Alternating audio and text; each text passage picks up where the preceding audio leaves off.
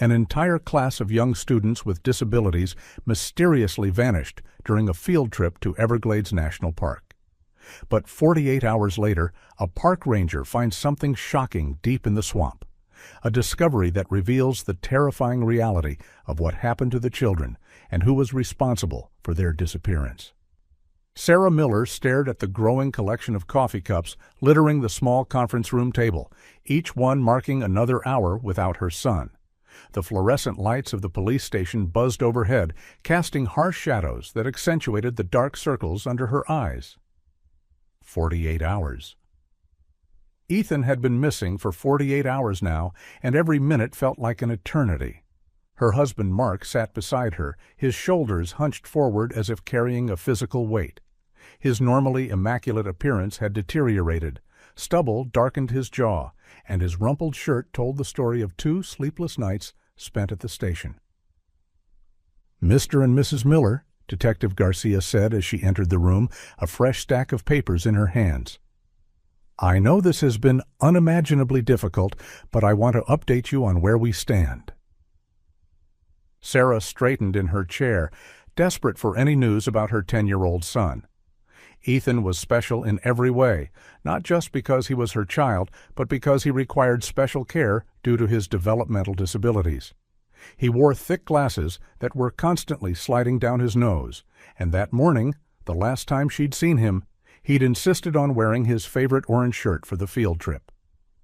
"Despite mobilizing every available officer and search team in 3 counties, we haven't found any concrete leads yet," Detective Garcia continued, her voice professional but tinged with frustration. "We've been conducting aerial searches. Ground teams are combing every inch of the park, and we've set up checkpoints on all major roads within a 100-mile radius." Mark's hand found Sarah's under the table, squeezing tightly. "How is this possible?" he asked, his voice hoarse. "An entire bus of children doesn't just disappear without a trace?" Detective Garcia nodded toward the whiteboard across the room. 10 children's faces smiled back at them, school photos taken months ago, innocent and unaware of what was to come. Alongside them were photos of Ms. Johnson and Ms. Torres, the 2 female teachers who had accompanied the class on the trip.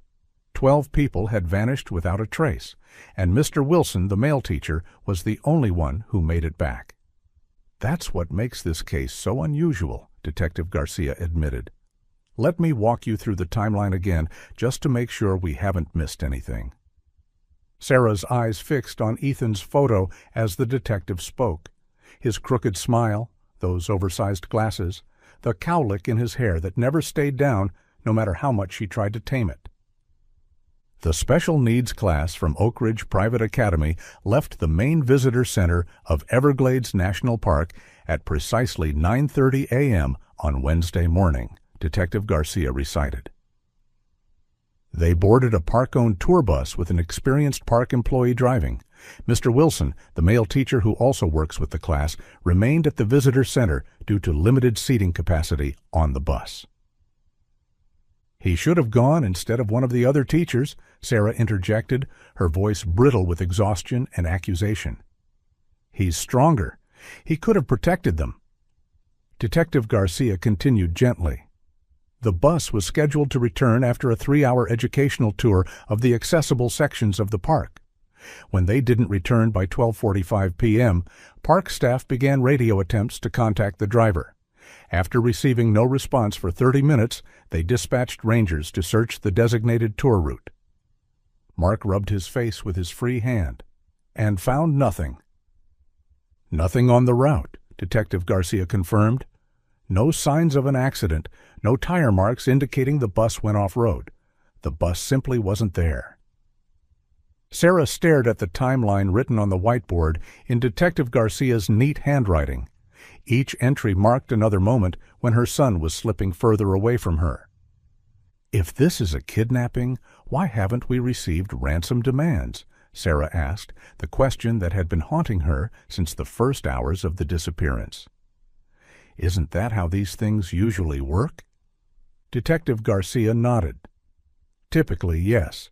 In most kidnapping cases, perpetrators make contact within 24 hours to capitalize on the initial panic and emotional distress of the families. The fact that we haven't received any demands is unusual. The unspoken implication hung heavy in the air. If the kidnappers weren't asking for money, what did they want with 10 disabled children? "We've questioned Mr. Wilson extensively," Detective Garcia continued. "Initially, he was our primary person of interest simply because he was the only adult from the school who wasn't on the bus. However, his alibi is airtight. Security footage from the visitor center shows him remaining on the premises the entire time. Multiple witnesses have confirmed he was visibly distraught when the bus didn't return, pacing anxiously and making repeated calls to both teachers' cell phones." Sarah remembered Mr. Wilson from parent-teacher conferences, a kind man in his 40s who had dedicated his career to special education. The thought that he could be involved had never crossed her mind. "We located the tour bus late last night," Detective Garcia said, her tone shifting. Sarah gasped, hope surging through her exhausted body. "And the children?"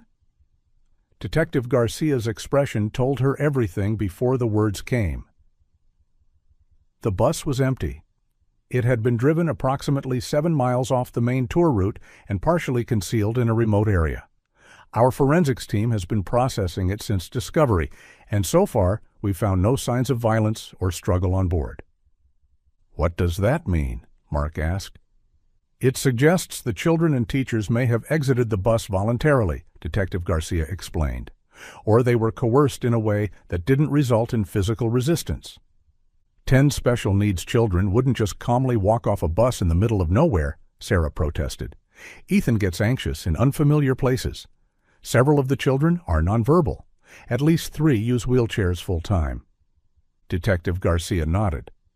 "Which is why we believe multiple perpetrators must be involved. This was a carefully planned operation." She walked to the whiteboard and tapped the driver's photo.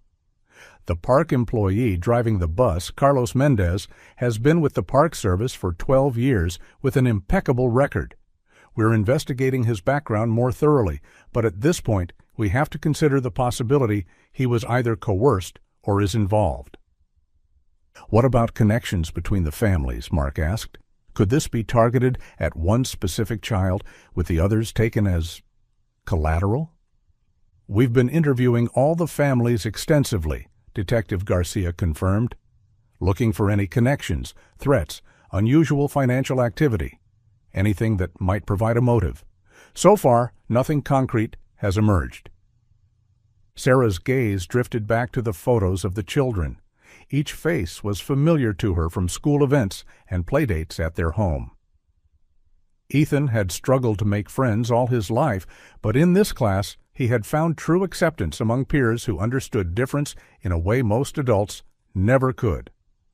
"Perhaps the special needs aspect itself is significant," Mark suggested, his analytical mind still functioning despite his exhaustion. "Oak Ridge Academy's program is exclusive. Tuition runs nearly $40,000 a year. Every family represented here has financial means." Detective Garcia nodded slowly. "That's currently our working theory. The family's collective wealth makes them potential targets for a ransom situation. But without contact from the kidnappers, we're still operating on speculation." Sarah's head throbbed as she tried to maintain her composure. The thought of Ethan somewhere in the vast Everglades, scared and confused without his routine, his medication, or his parents, was unbearable. "What happens next?" she asked, her voice barely a whisper. "In 4 hours at first light, we'll begin a comprehensive grid search of the surrounding wetlands," Detective Garcia explained. "We've called in additional volunteers from neighboring counties, airboats, drones with thermal imaging, and search dogs trained specifically for finding people in swamp conditions. If they're still in the park, we will find them." The "if" echoed in Sarah's mind. If they were still in the park. If they were still alive. If.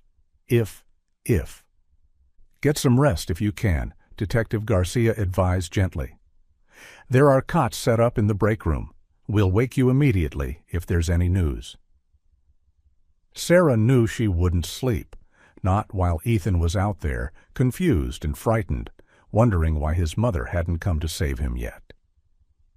The door burst open without warning, causing Sarah to jolt upright from her hunched position. A uniformed officer stood in the doorway, breathing heavily as if he'd run through the station. "Detective Garcia," he said urgently, completely ignoring protocol. "We've got something. Park ranger conducting a preliminary sector search discovered multiple wheelchairs dumped in a remote section of the Everglades." Sarah felt the room tilt slightly. "Wheelchairs?" she repeated, her voice sounding distant to her own ears. The officer's eyes darted to her briefly before returning to Detective Garcia. His hesitation told Sarah everything she needed to know. "And bodies," he said finally, his voice dropping. "2 bodies, ma'am." The floor seemed to drop out from beneath Sarah. Mark's arm immediately went around her shoulders, steadying her.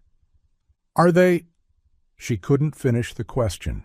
Detective Garcia was already on her feet, gathering her jacket and radio.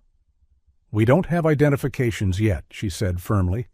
"Let's not jump to conclusions. I need to get to the scene immediately."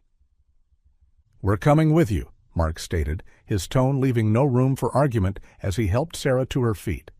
Detective Garcia shook her head. "This is an active crime scene. I can't allow—" "That's our son out there," Sarah interrupted, suddenly finding her voice. "Either you take us with you, or we'll follow you anyway." Several tense seconds passed before Detective Garcia nodded. "You can follow in your vehicle, but you'll need to remain at a distance from the actual scene. I mean it. You cannot compromise this investigation." Within minutes, a caravan of police vehicles was speeding through the early morning darkness, lights flashing but sirens silent. Sarah and Mark followed in their SUV, the silence between them filled with unspoken terror. Sarah's hand found Mark's on the center console, gripping it with white-knuckled intensity. "It might not be him," Mark said finally, his voice cracking. "We can't assume the worst." Sarah nodded mechanically, but her mind was already racing through worst-case scenarios. Ethan didn't use a wheelchair full-time like some of his classmates, but he sometimes needed one for longer excursions when his balance issues and fatigue became too much. The caravan turned onto an unmarked dirt road that eventually gave way to a crude path barely wide enough for vehicles. Eventually, they reached a point where even the police SUVs could go no further, and they continued on foot. Mark helped Sarah navigate the increasingly muddy terrain as they followed a line of officers through the dense vegetation. The scene unfolded before them as they emerged into a small clearing. Multiple police vehicles had already arrived, their lights casting eerie blue and red patterns across the swamp water. Forensic technicians in white protective suits moved carefully through the area, placing evidence markers and taking photographs. Several uniformed officers maintained a perimeter with yellow crime scene tape. And there, partially submerged in the shallow, murky water, were the wheelchairs. Sarah counted 7 of them, scattered in a rough semicircle. Their colorful frames, pink, blue, green, and purple, stood in stark contrast to the browns and greens of the swamp. Some had clearly been damaged, with bent wheels and broken footrests. Detective Garcia intercepted them before they could get closer. "This is as far as you go," she said firmly, placing a hand on Mark's shoulder. Sarah peered past her, scanning the scene desperately. "The bodies?" she asked, her voice barely audible. Detective Garcia's expression softened slightly. "They've already been placed in body bags and are being prepared for transport to the medical examiner's office." Sarah watched as 2 black body bags on stretchers were being carefully carried through the difficult terrain toward the waiting medical examiner's van. One was noticeably smaller than the other. A commotion broke out near the perimeter as another couple pushed past the officers.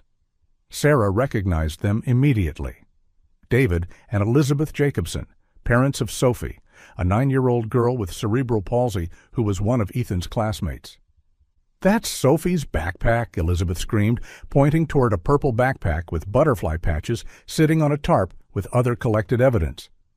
"That's my daughter's backpack." David Jacobson crumpled to his knees in the mud, a primal sound of grief escaping his throat as officers tried to restrain Elizabeth from crossing into the crime scene. Detective Garcia immediately moved toward them, signaling to her officers to bring the Jacobsons to a more private area away from the active scene. Sarah watched, frozen in place, as the detective spoke quietly to the couple, her hand on Elizabeth's shoulder. When she returned to the Millers, her face was grave. "I'm sorry you had to witness that.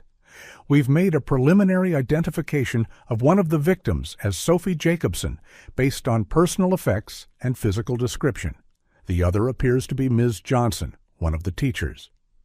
Sarah felt a conflicting wave of emotions, devastating sadness for Sophie and her family, and a shameful relief that it wasn't Ethan. The guilt of that relief hit her immediately, making her nauseous. "How did they—" Mark couldn't finish the question. Detective Garcia glanced around to ensure they weren't being overheard. "The forensic team reports both victims show signs of execution-style gunshot wounds to the head. This wasn't an accident or exposure to the elements. It was deliberate."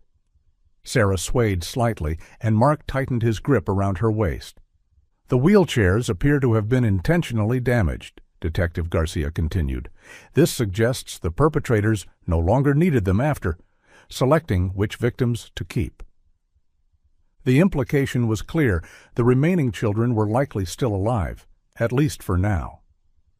"Something's not right about this scene," Sarah said suddenly, her eyes fixed on the wheelchairs. "Look at how they're arranged. They're not just dumped randomly. They're positioned almost deliberately, in a semicircle." Detective Garcia followed her gaze, tilting her head slightly as she considered the pattern. "You're right. This appears staged, like they wanted these chairs to be found." "But why?" Mark asked. "If they're trying to hide their tracks, why create such an obvious scene?" "It could be a message," Detective Garcia speculated, "or a distraction." A man in a medical examiner's jacket approached, nodding respectfully to the Millers before addressing Detective Garcia. "Preliminary time of death estimate puts both victims at approximately 10 to 12 hours ago. They were alive for at least a day after the initial kidnapping." Sarah's mind raced with the implications. If Sophie and Ms. Johnson had been alive until roughly 10 hours ago, that meant the other children, including Ethan, might still be alive. "We need to expand the search," she said urgently. "If they killed these two here, the others might be nearby." "We're already coordinating a wider search pattern," Detective Garcia assured her. "Every available resource is being deployed. Air support will arrive at daybreak for aerial thermal imaging." Mark pulled Sarah closer as they watched the grim work continue around them. The first faint light of dawn was beginning to illuminate the swamp, revealing the full scope of the crime scene. In the distance, they could hear more vehicles arriving, more officers joining the search. "He's still alive," Sarah whispered, more to herself than to Mark. "I would know if he wasn't. I would feel it." Mark nodded, his eyes fixed on the horizon as the sun began to rise over the Everglades, casting long shadows across the water where the empty wheelchairs stood as silent witnesses to unimaginable cruelty. By mid-morning, the remote crime scene had transformed into a circus of activity. News helicopters circled overhead like vultures, their distant rotors a constant soundtrack to the unfolding tragedy. At the main park entrance, a fleet of media vans with satellite dishes extended skyward crowded the visitor parking lot, reporters broadcasting live updates as law enforcement vehicles continued to arrive. The story had exploded across national news networks with the sensational headline, "Disabled Children Kidnapped, 2 Found Dead in Florida Everglades." Every major network had dispatched teams to cover what was quickly becoming one of the most shocking crimes in recent memory. The FBI had officially taken jurisdiction of the case, setting up a command center in the park's main visitor building. Special Agent Daniels, a stern woman in her 40s with short cropped hair and a perpetually furrowed brow, had been appointed lead investigator. She stood before a hastily arranged podium at the media staging area, flanked by local law enforcement and park officials. At approximately 5:42 this morning, search teams discovered the remains of two individuals connected to the Oak Ridge Academy disappearance, Agent Daniels stated, her voice clipped and professional. We can confirm that one victim has been identified as Sophie Jacobson, age 9, and the other as Catherine Johnson, age 34, a teacher at the academy. Due to the ongoing nature of this investigation and out of respect for the families, we will not be sharing details about the condition of the remains or cause of death at this time. Reporters shouted questions simultaneously, creating a cacophony of voices. Is this being investigated as a terrorist incident? Were ransom demands made before the killings? Are there suspects in custody? What about the other children? Are they believed to be alive? Agent Daniels raised her hand for silence. We are pursuing multiple leads and utilizing every resource available to locate the remaining children and teacher. We ask anyone with information, no matter how insignificant it might seem, to contact the FBI tip line immediately. We have reason to believe. A police communications officer approached the podium hurriedly, interrupting by handing Agent Daniels a folded note. The agent read it quickly, her expression unchanging save for a slight tightening around her eyes. This press conference is concluded. We will provide updates as the investigation progresses. Thank you. Ignoring the renewed barrage of questions, Agent Daniels strode quickly back toward the visitor center, where the Millers and other parents of the missing children had gathered in a private room, anxiously awaiting news. When Agent Daniels entered, the room fell instantly silent. 8 sets of parents sat in uncomfortable chairs arranged in a loose circle, some holding hands, others sitting in isolated bubbles of grief. The Jacobsons were noticeably absent, having been taken to a separate location to formally identify their daughter and begin the devastating process of making arrangements. We've received a ransom demand, Agent Daniels announced without preamble, her direct approach a stark contrast to Detective Garcia's more empathetic style. A collective gasp rippled through the room. The demand came via email approximately 15 minutes ago, sent to the school administrator's official address, Agent Daniels continued. The message demands $2 million in cash within 24 hours for the safe return of the remaining children and Ms. Reyes. Let me see it, demanded James Whitaker, father of twins, Ryan and Tyler, both missing. A successful investment banker, he had been increasingly combative with authorities as the hours passed without progress. Agent Daniels hesitated, then turned a tablet to face the parents. The email was displayed on screen, its clinical language at odds with the horror it contained. We have your children, Sophie Jacobson and Catherine Johnson, were eliminated to demonstrate our resolve. The remaining hostages will be released upon receipt of $2 million in unmarked bills. You have 24 hours. Further instructions will follow confirmation of your agreement to these terms. Each 12-hour period without compliance will result in another elimination. The wealthy families of Oak Ridge Academy can certainly afford this small price for their children's lives. Below the text was a photo showing the 8 remaining children and Ms. Reyes huddled together in what appeared to be a dimly lit room with concrete walls. They were sitting on the floor, some leaning against each other for support. Though the image was slightly blurry, Sarah immediately spotted Ethan in his orange shirt, his glasses missing and his face tear-streaked but undeniably alive. "Ethan," she whispered, reaching toward the screen before pulling her hand back. He looked terrified, but physically unharmed from what she could tell. The timing of this demand is significant, Agent Daniels said.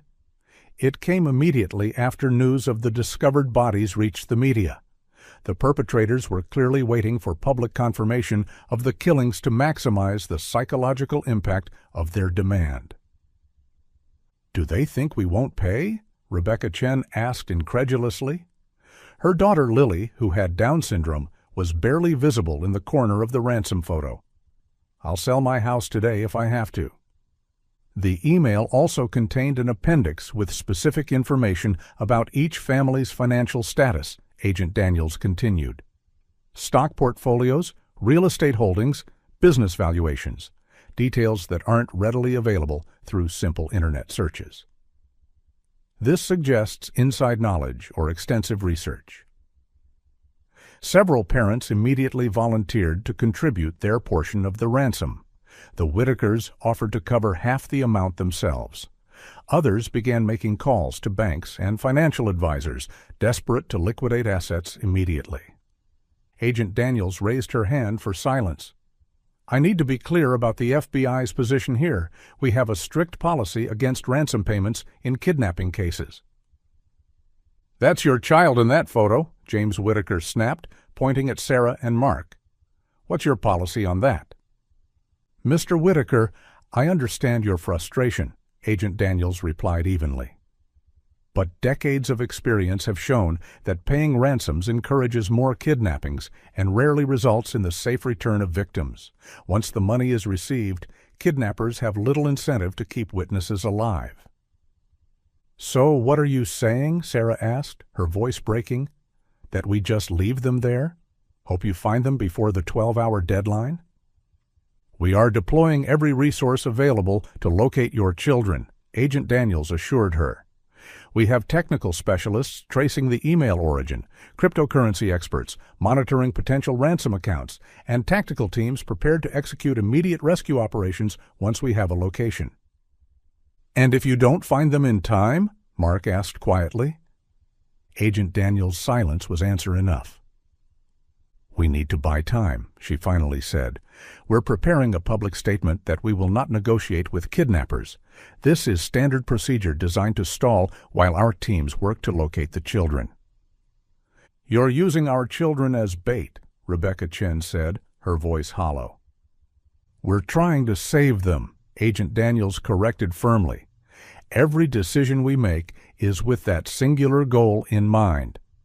The statement was broadcast on all major networks within the hour, a stern-faced Agent Daniels declaring that the United States does not negotiate with kidnappers and that those responsible will be brought to justice with the full force of federal law.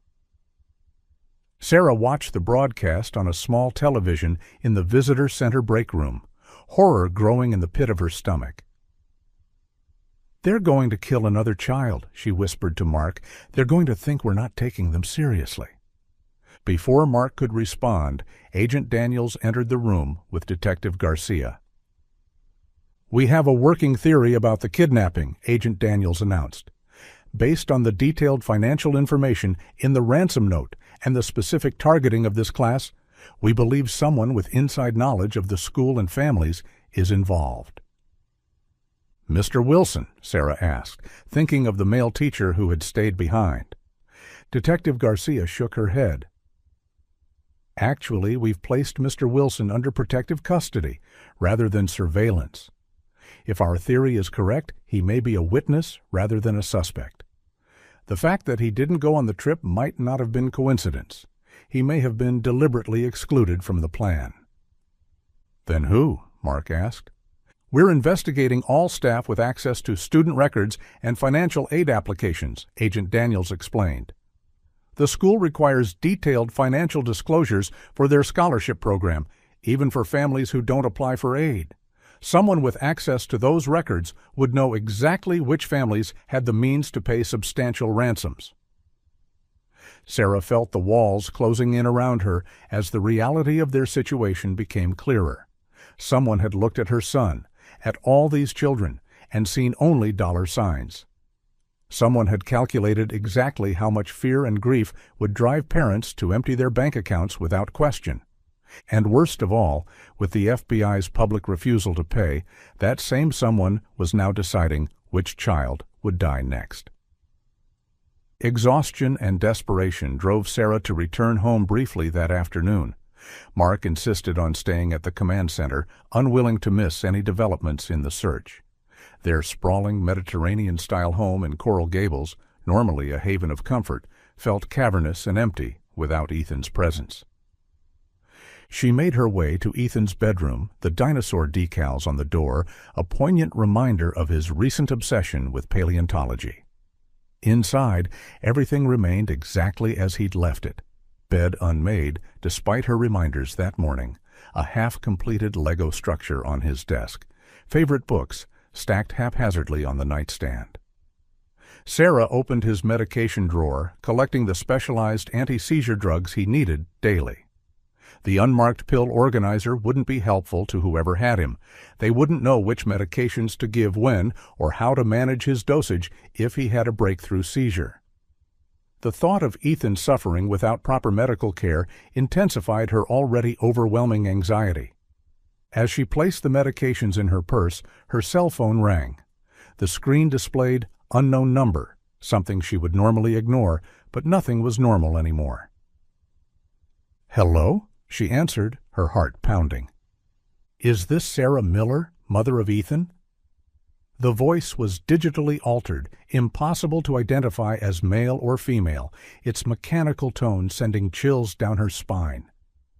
"Yes," she whispered, immediately reaching for the recording device the FBI had given all the parents in case of contact. "Who is this?" "That doesn't matter," the voice replied. "What matters is that your son needs his medication. He's missed 2 doses already." Sarah froze. They knew about Ethan's medication schedule. "Since the FBI has announced they won't pay our collective demand, we're offering individual arrangements," the voice continued. $500,000 for your son's safe return. Just yours, not the others. You bring the money, you get Ethan back. Simple transaction.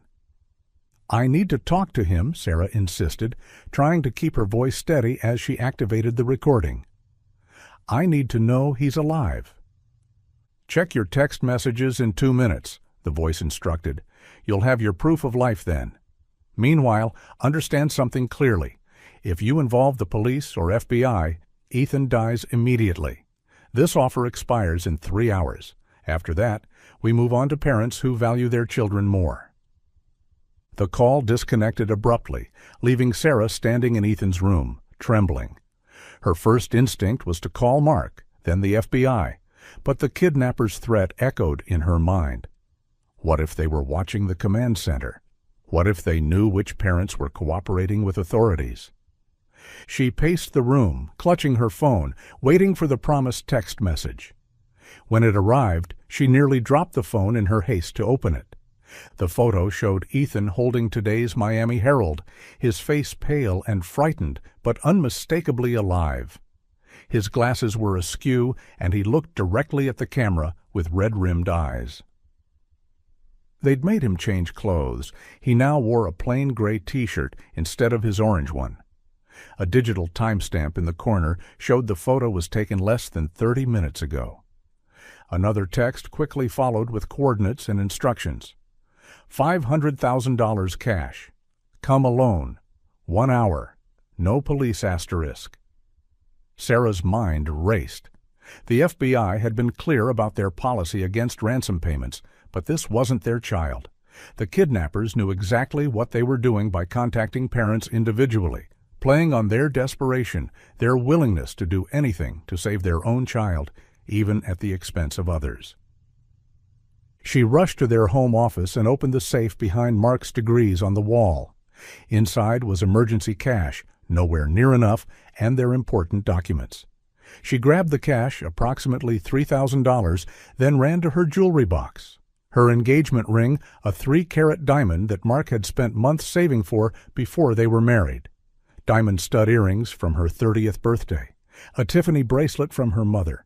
A Rolex watch she'd given Mark for their anniversary that he rarely wore. All of it went into her purse alongside Ethan's medication. She drove to their bank in a daze, her hands shaking on the steering wheel. The branch manager, who knew them as longtime customers, was clearly concerned by her disheveled appearance and frantic manner. "Mrs. Miller, is everything all right?" he asked as she requested an emergency withdrawal of $500,000. "Family emergency," she managed, avoiding eye contact. "I need as much cash as possible right now." The manager's expression grew troubled. "I understand, but surely you know we can't provide that amount on demand. Even with your account balances, the most we could give you immediately is around $70,000. Anything more would require advance notice for the branch to have that much cash on hand. "Then give me the $70,000, Sarah said, her desperation evident. "As quickly as possible, please." While the manager processed the withdrawal, making several phone calls for authorization, Sarah tried the kidnapper's number. As expected, it went straight to a generic voicemail. They had likely used a burner phone. 20 minutes later, she left the bank with $70,000 in an envelope, nowhere near the demanded amount. Back in her car, she received another text. Warehouse District. Building 17, Portside Industrial Park. Come through the loading dock. 1 hour. Come alone, or he dies. Sarah stared at her phone, then at the envelope of cash and bag of valuables. It wasn't enough, not nearly enough, but she had to try. Returning home, she scribbled a vague note for Mark. Following a lead about Ethan, someone in the neighborhood mentioned seeing something strange yesterday. Will call soon. Love you. It was a poor lie, but she couldn't risk telling him the truth and having him contact the FBI. She hesitated at their bedroom door, then entered and went directly to Mark's nightstand. The gun was there, a 9mm Glock they'd purchased for home protection years ago. Sarah had initially objected, but Mark had insisted they both learn to use it properly. Now she checked that it was loaded before placing it in her purse. With the cash, jewelry, and gun secured, Sarah got back in her car and entered the coordinates into her GPS. The location was an abandoned industrial area near the port, about 40 minutes from their home. As she drove, she kept checking her mirrors, paranoid about being followed by either the kidnappers or the FBI. The rational part of her mind screamed that this was a trap, that she was throwing away any chance of the authorities finding Ethan, that even if she handed over the money, the kidnappers had no reason to release him and every reason to eliminate a witness. But rationality had no place in a mother's desperation to save her child.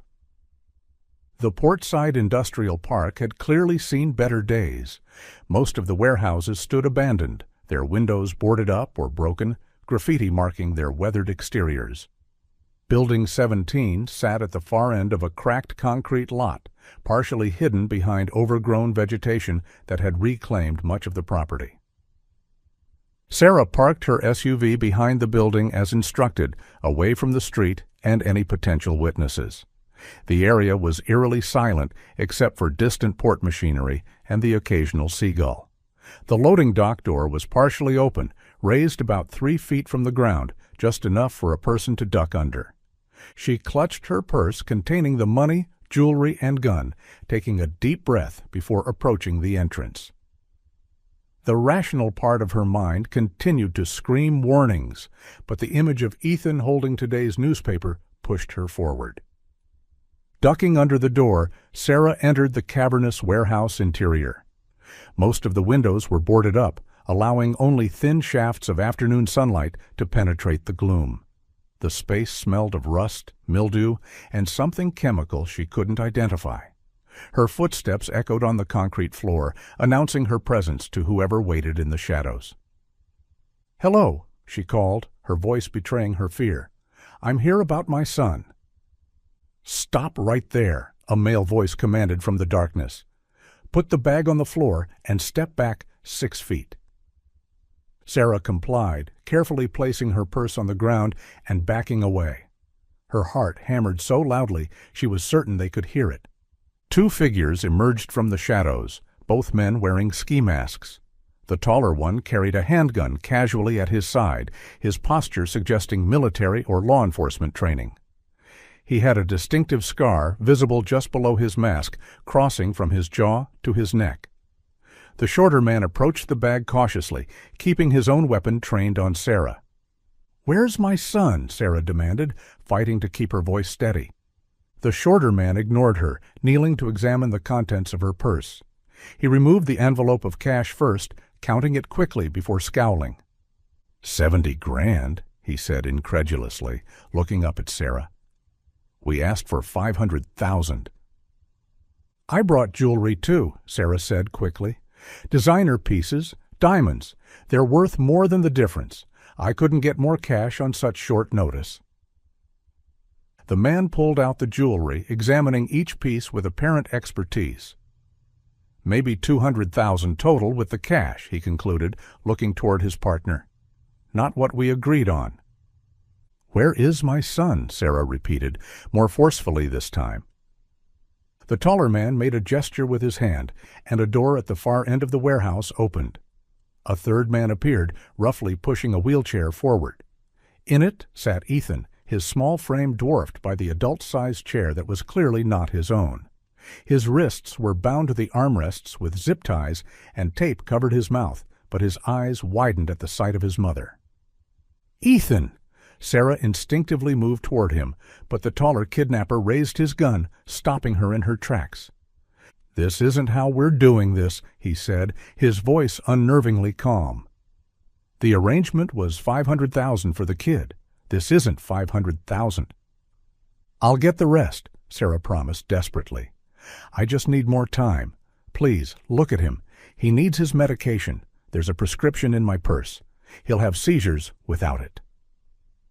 The three men conferred briefly in hushed tones, occasionally glancing at Sarah and Ethan.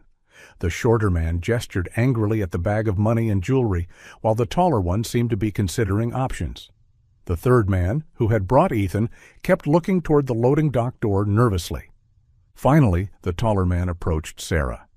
Even with the mask obscuring his features, his cold calculation was evident in his posture.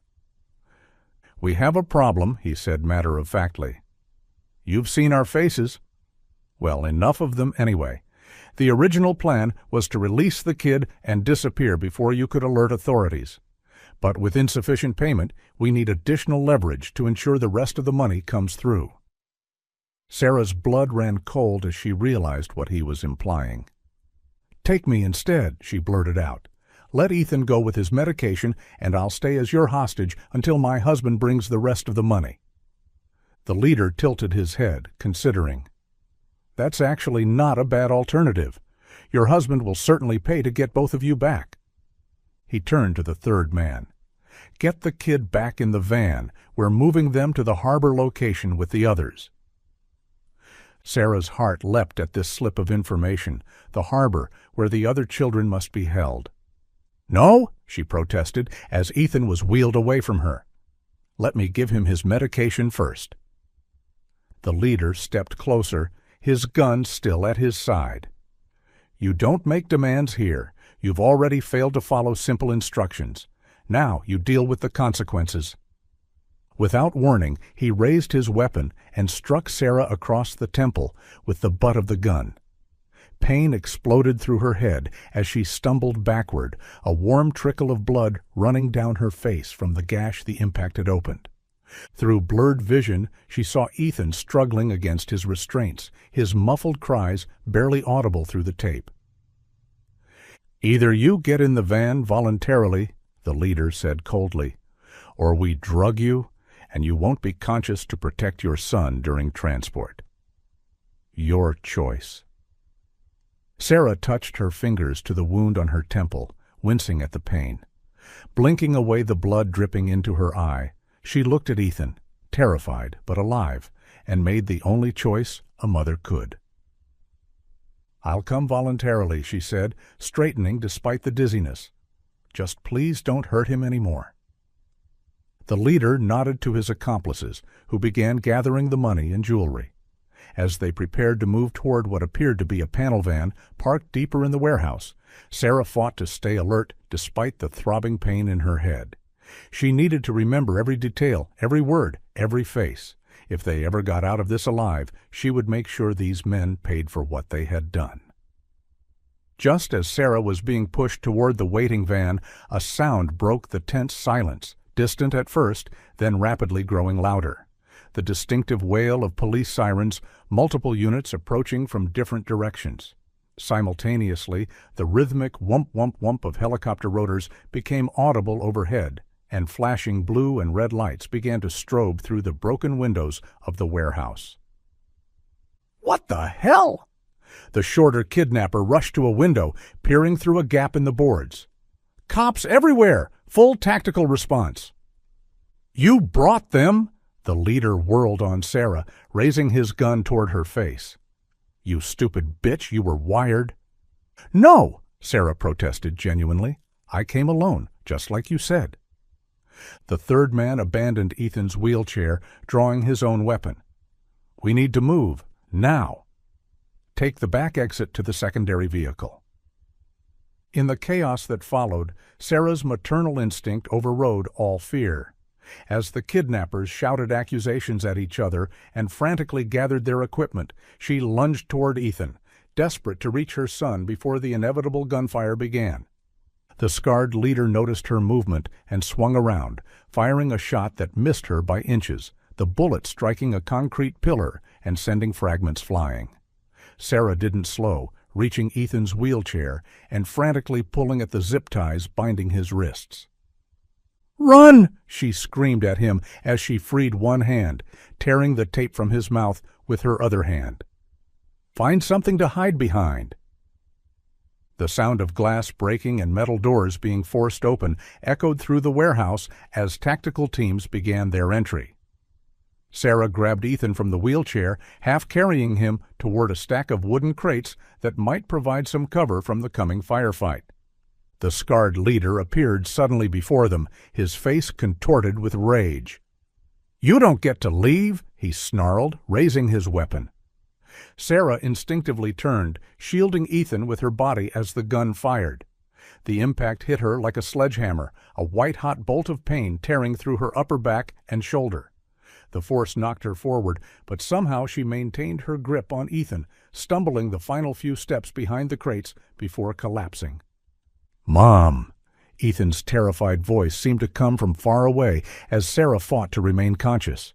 She could feel warm blood soaking the back of her shirt, the pain radiating outward from the wound. Stay down, she whispered, pushing Ethan lower behind the crates as gunfire erupted throughout the warehouse. The tactical team had made entry from multiple points, and the kidnappers were returning fire. Through increasingly blurry vision, Sarah saw the scarred leader backing toward their position, firing repeatedly at the advancing officers. SWAT team members in full tactical gear were moving methodically through the warehouse, their weapons trained on the kidnappers. One officer fell as a bullet found a gap in his body armor, but his teammates continued their advance, returning fire with precision. The scarred leader took multiple hits to his chest and abdomen, the impacts driving him backward until he collapsed just feet from where Sarah and Ethan hid.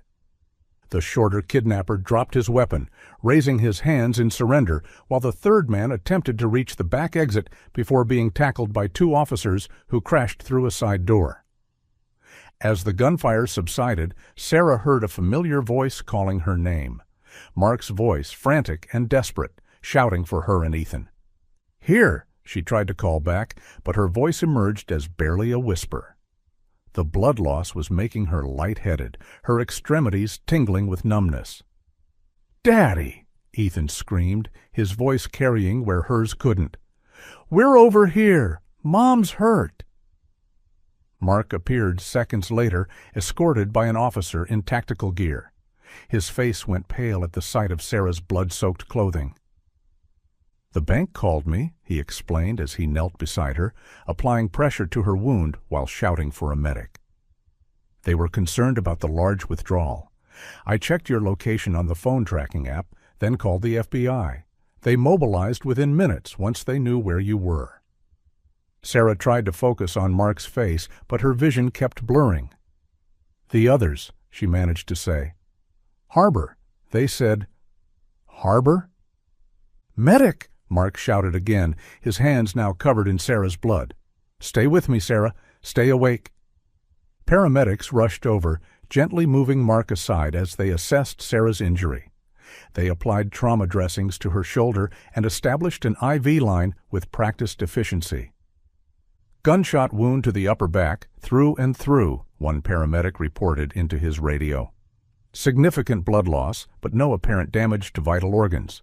Patient is conscious but showing signs of hypovolemic shock. As they prepared to transfer her to a backboard, Sarah reached for Ethan with her uninjured arm. "His medication," she insisted, her voice weak but determined. "In my purse, anti-seizure. He needs it now."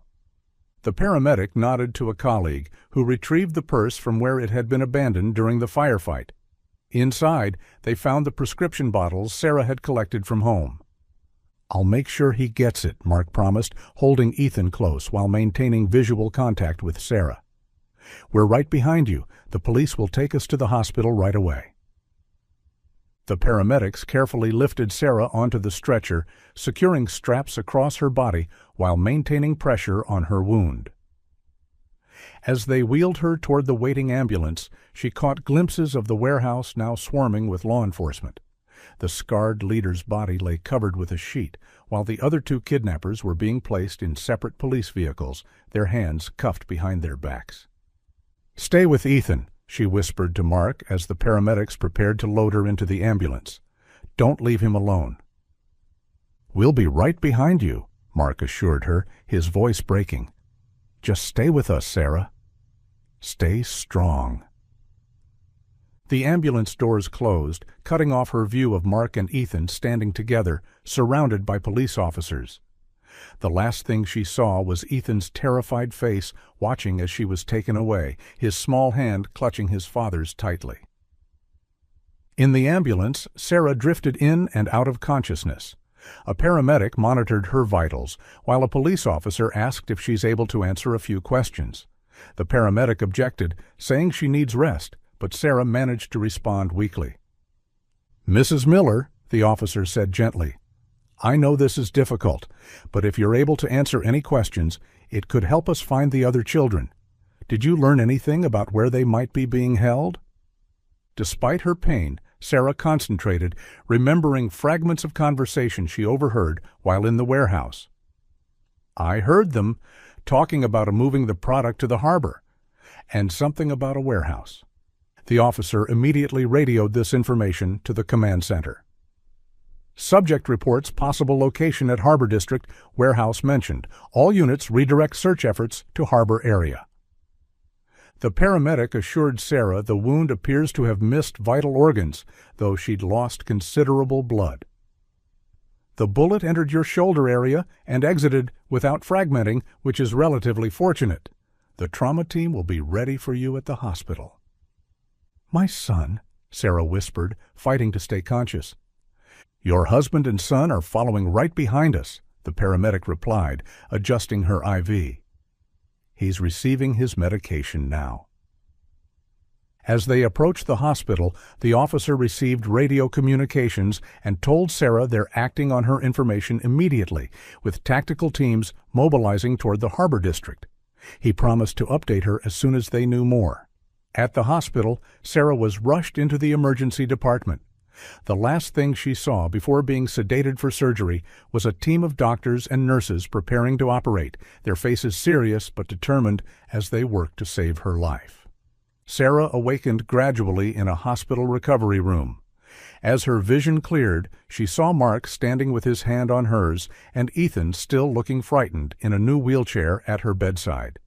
Ethan immediately moved closer, carefully hugging her while avoiding her bandages. Mark looked exhausted but relieved, gently taking her hand and telling her the surgery was successful. "How's Ethan?" Sarah asked, her voice barely above a whisper. "The hospital staff have been monitoring him closely," Mark assured her. "A pediatrician examined him and found no serious physical injuries, though he's dehydrated and emotionally traumatized. A child psychologist has already visited briefly and will return for a proper evaluation when Ethan is ready." Sarah asked about the other children, and Mark explained that they don't have all the details yet. One of the criminals at the warehouse has been talking to authorities, apparently seeking a deal for cooperating. Mark was reluctant to leave her side for updates, so his knowledge was limited. A knock at the door revealed Detective Garcia, who entered with visible relief at seeing Sarah awake. The detective explained that based on her information about the harbor, they raided several warehouses at the Port of Miami 2 hours ago. They found the remaining 8 children and several additional suspects. All the children were alive, though some were in concerning condition due to lack of proper care and medication. They're receiving treatment at various hospitals based on their specific needs. The most shocking development, Detective Garcia continued, is that among the arrested suspects was Ms. Torres, the other female teacher from the class. She wasn't a victim, but an accomplice. Sarah was stunned. That's impossible. She's been teaching at the school for years. According to preliminary interrogations of the other suspects, Ms. Torres had accumulated substantial gambling debts with dangerous people, Detective Garcia explained. She provided inside information about the wealthy families and helped plan the entire kidnapping, including selecting the specific field trip date and location. The plan had been to collect individual ransoms from multiple families, killing children selectively to motivate payment while keeping others as leverage. Mr. Wilson, the male teacher who stayed behind, was completely uninvolved and devastated by his colleague's betrayal. Ms. Torres showed no signs of regret during questioning, Detective Garcia added. We'll be investigating with the school how they hired someone like her and how they didn't notice earlier that something was wrong with her or in her records. As Detective Garcia finished explaining, Ethan curled closer to his mother. Sarah held him protectively, knowing they faced a long recovery process. Though traumatized and wounded, she felt profound relief that her son was alive. Looking at her family, Sarah acknowledged they'll never fully return to normal after this ordeal. The trauma will persist, trust in others will be difficult to rebuild, and the grief for those who didn't survive will linger. But for now, she focused on the present moment. Her son was safe in her arms, her husband stood guard beside them, and they had survived.